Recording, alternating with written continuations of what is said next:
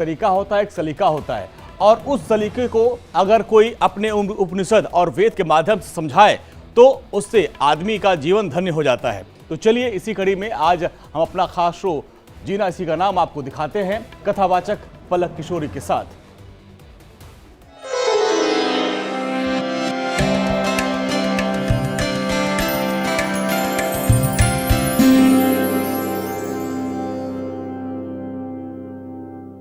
हमें भगवान से क्या कहना है?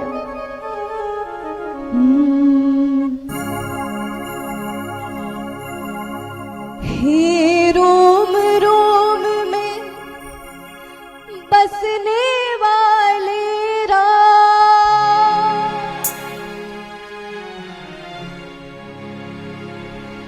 हे रोम रोम में बसने वाले राम, जगत के स्वामी हे अंतर्यामी, मैं तुझसे क्या मांगू, मैं तुझसे क्या मांगू।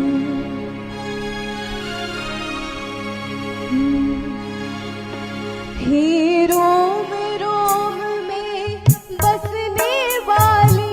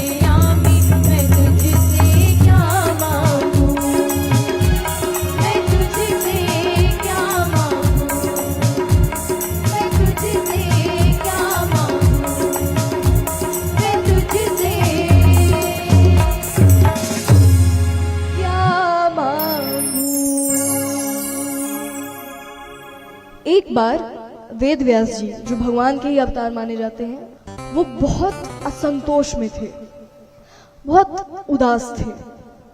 अब देखिए, जब कोई अच्छा व्यक्ति वो उदास हो तो भगवान देख नहीं पाते, तो भगवान ने नारद जी से कहा कि जाइए और उनके प्रश्नों का उत्तर उन्हें दीजिए। नारद जी आते हैं नीचे। नारद जी कहते हैं, वेद व्यास जी, आपको तो सब कुछ पता है, आप त्रिकालदर्शी हो। वेद व्यास जी कहते हैं, मैंने इतना सब लिख दिया पर मुझे तृप्ति नहीं मिली, कुछ तो बचा रह गया। नारद जी कहते हैं, ठीक है, वैसे आपने ये सब क्यों लिखा? बोले, इसलिए कि मनुष्य को मुक्ति मिल सके, सही रास्ता पता चल सके, भगवान से मिलन हो सके। नारद जी कहते हैं, वेद व्यास जी, जब किसी से मिलन करना हो तो कैसे करते हैं? क्योंकि आप भगवान तो साक्षात दर्शन दे नहीं सकते हर इंसान को। आप कुछ ऐसा लिखिए जिसे पढ़कर या जिसे सुनकर व्यक्ति को ऐसा लगे कि वो साक्षात भगवान से मिल रहा है। यानी आप उनकी लीलाओं को लिखिए। भगवान की लीलाएं इतनी सुंदर हैं कि उन्हें सुनने मात्र से आपको लगता है कि वो साक्षात हमारे सामने। या देखिए, जो उस समय पर उनकी लीलाओं का आनंद था वही आज है, इतना सा कम नहीं हुआ। भगवान की लीला इतनी सुंदर है। तो वहां से वेद व्यास जी को श्रीमद् भागवत कथा लिखने की प्रेरणा मिली। तो सबसे पहले वो शुरुआत करते हैं महाभारत से। यहां पर महाभारत की शुरुआत में उन्होंने कहा, प्रसंग को लिखते हुए, कि युद्ध हो चुका है, निर्णय आ चुका है, पांडव जीत चुके हैं, कौरवों की हार हो चुकी है, और दुर्योधन लगभग अधमरी सी अवस्था में सरोवर के किनारे है। मृत्यु नहीं हुई, अधमरी अवस्था में। अश्वत्थामा गुरु द्रोणाचार्य के पुत्र वो आते हैं। उनने दुर्योधन से कहा, मित्र, अभी तक तुम्हारी मृत्यु क्यों नहीं हुई, तुम्हें मुक्ति क्यों नहीं मिली? दुर्योधन कहता है, कैसे मिलेगी। मुझे इस बात का दुख नहीं है कि हम हारे, इस बात का है कि वो जीत कैसे गए। अरे हमारे पक्ष में कौन नहीं था? गुरु द्रोण थे, भीष्म पितामह थे, कर्ण था। सारी परिस्थितियां मेरे अनुसार थी, सब कुछ मेरे हिसाब से था, युद्ध मेरे हिसाब से चल रहा था, राजा मेरे पिता हैं। हम हार कैसे गए? और उनके पक्ष में देखा जाए तो घूम फिर के सिर्फ एक व्यक्ति था, वासुदेव श्री कृष्ण, और वो जीत गए। ये बात मैं स्वीकार नहीं कर पा रहा हूं, मुझे शांति नहीं मिल रही है। तो मृत्यु कैसे होगी? अश्वत्थामा कहते हैं मैं क्या कर सकता हूं तुम्हारे लिए, बताओ। दुर्योधन ने कहा अगर कर सकते हो तो पांचों पांडवों के मृत शरीर मुझे दिखा दो, बस। अश्वत्थामा कहते हैं बस मेरा इंतजार करो अब। तो रातों रात अश्वत्थामा और कृपाचार्य ये पांडवों के शिविर में जाते हैं रातों रात, और छल से अश्वत्थामा ने जितने सैनिक हैं सबको मार दिया। और कैसे मारा? मुंह दबाकर कि आवाज भी बाहर ना निकले, सबको मार दिया। अब उस समय जो पांडव हैं वो भूमि पूजन के लिए बाहर गए थे। तो पांडवों के शिविर में उनके पांचों पुत्र सो रहे थे। अश्वत्थामा पांडवों के शिविर में जाता है और जितने पुत्र सो रहे थे उन सब का अश्वत्थामा ने मस्तक काट दिया, सबको मार दिया।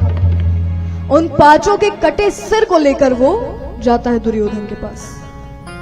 तो दुर्योधन ने जब देखा, एक बार को तो उसको लगा कि पांडव मर गए, बहुत अच्छा, पर उसने देखा अरे ये तुमने क्या किया, ये तो उनके पुत्र हैं, इन्हें क्यों मार दिया तुमने, इनकी क्या गलती थी, ये तो निर्दोष है। खैर कुछ भी हो, दुर्योधन की मृत्यु हो गई। अब जब द्रौपदी जी को पता चला कि पांचों पुत्रों का वध हो गया, पांचों पुत्रों की मृत्यु हो गई, क्या बीत रही उनके दिल में। वहां जितने लोग हैं सब इतने क्रोध में।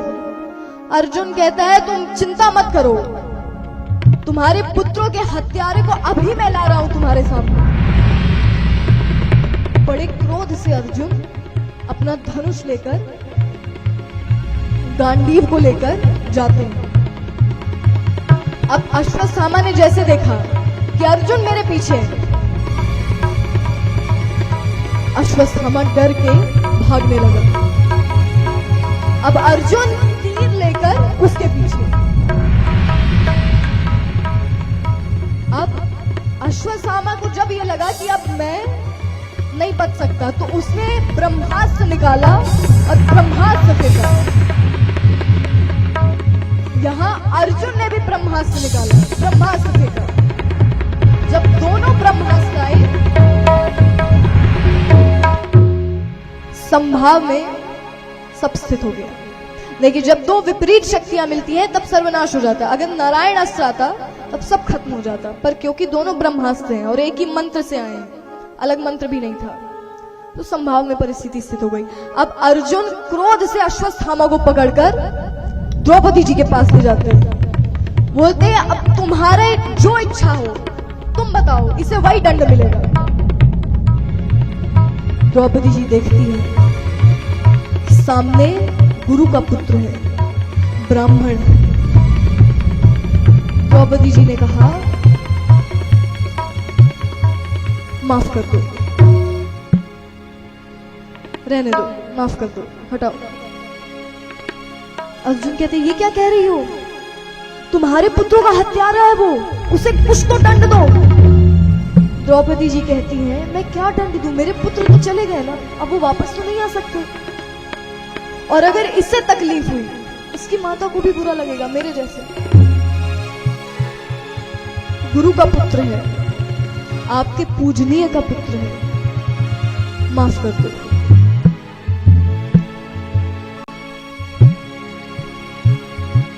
तो यहां माफ क्या, बहुत अपमान किया, बहुत हंसी मजाक उड़ाया जाता है उनका। वैसे अश्वत्थामा जाते, अब देखिए जब अपमान हो उसे शायद ही होगा जो भूल पाए, भूला नहीं जाता। अश्वत्थामा ने कहा अब मैं इसका प्रतिशोध तो लूंगा, और जो तुम्हारे वंश का आखिरी बीज है मैं उसे भी नहीं छोड़ूंगा। अश्वत्थामा ने ब्रह्मास्त्र निकाला और उत्तरा के गर्भ में मारा। अब ना इधर ना उधर, उत्तरा सीधे जाके भगवान के पास जाती है कि प्रभु मेरी रक्षा करिए। अब देखिए ये स्थिति देखकर भगवान को इतना क्रोध आया। भगवान कहते हैं अश्वत्थामा तुम्हें मृत्यु का भय नहीं है, मैं तुमसे तुम्हारी मृत्यु ही खींच लेता हूं, तुम्हें अमर होने का अभिशाप देता हूं, तुम्हारा अंग अंग गलेगा, रक्त और पी पाएगा, मृत्यु के लिए प्रार्थना करते रहोगे परंतु मृत्यु प्राप्त नहीं होगी तुम्हें अश्वत्थामा। भगवान ने सुदर्शन चक्र का बांध दिया और वो सीधा जाकर अश्वत्थामा की मणि पर, अश्वत्थामा के सर पे एक मणि रहती थी, वो मणि सुदर्शन चक्र काट देता है, पूरा शरीर गलने लगा। और भगवान ने कहा अब तुम्हारी मृत्यु ही नहीं होगी, तुम्हें मृत्यु का भय नहीं है ना, ठीक है तुम अमर रहो, जियो, अब तुम्हें जीना है, प्रार्थना करते रहोगे पर मृत्यु नहीं होगी तुम्हारी। और देखिए अब क्योंकि ब्रह्मास्त्र तो चल गया था, अब भगवान बाहर से ही अपना दाहिना हाथ उत्तरा के गर्भ में रखते हैं और उनके हाथ रखते ही गर्भ के अंदर जो बालक है वो सुरक्षित हो गया, वो सुरक्षित हो गया, उसकी रक्षा हुई। अब ठीक है जो वंश है उसकी तो रक्षा हो गई। जब सब कार्य हो गए भगवान अपने हाथ से युधिष्ठिर महाराज का राज्याभिषेक करते हैं, उन्हें मुकुट पहनाते हैं और अब कहते हैं कि अब मैं चलता हूं, अब समय है, अब मैं भी जाऊं द्वारिका।